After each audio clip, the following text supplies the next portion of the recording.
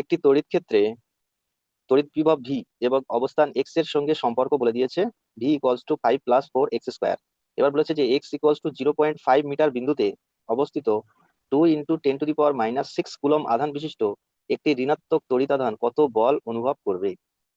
তো আমরা তো এটা তো জানি যে কত বল অনুভব করবে। বল বল সমান আমরা কি জানি বলো? এফ এফ সমান আমরা জানি না কিউ ই। এই সূত্রটা আমরা হ্যাঁ। জানি কি জানি না? হ্যাঁ এফ স্যার সমান তো। হলো কিউ ই, যেখানে কিউটা কি, কিউটা হচ্ছে আধান, আর ইটা কি, ইটা হলো তোমার তড়িৎ ক্ষেত্র প্রাবল্য, তাই না? তড়িৎ ক্ষেত্র প্রাবল্য। তো এখানে ভি দিয়ে দিয়েছে, ই বার করতে পারবে না? ভিটা বলে দিয়েছে কত, 5 + 4x²। ই বার করা তো সহজ।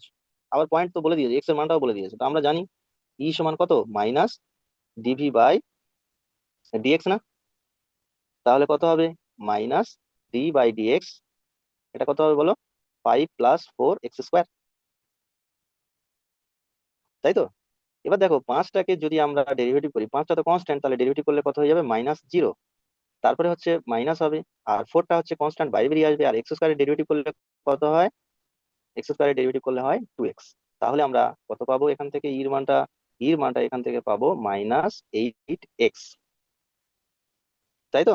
এবার এক্স এর মানটা এখানে বলে দিয়েছে 0.5 মিটার। তাহলে এক্স ইকুয়ালস টু 0.5 মিটারে ইটা কত হবে, তাহলে -8 × 0.5, তাহলে কত হবে, তাহলে 4 - 4 নিউটন পার কুলম। তাহলে আমরা ই পেয়ে গেলাম তো নাকি, -4 নিউটন পার কুলম পেয়ে গেলাম।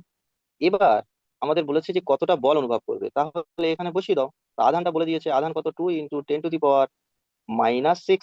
আর এর সঙ্গে তোমার কত হয়ে যাবে গুণ, কত হয়েছে, 4 তো নাকি? তাহলে এটা হবে তোমার -4। আমরা ইলেকট্রিক ফিল্ডটাকে আমরা এখানে কি করবো, ধনাত্মক ধরে নেবো, তাহলে হবে কত, 4। তাহলে এটা হয়ে যাবে তোমার, বলটা কত হয়ে যাবে, 8 × 10⁻⁶ নিউটন। তাহলে 8 কত হবে, 10⁻⁶ নিউটন। এটাই হবে তোমার ওই আধানের উপরে কতটা তড়িৎ আধান, কতটা বল অনুভব করবে সেটা পেয়ে যাবো। তাহলে কোন অপশনটা সঠিক হবে? সঠিক হবে তোমার অপশন এ, সেটা হবে 8 × 10⁻⁶। বুঝতে পেরেছো?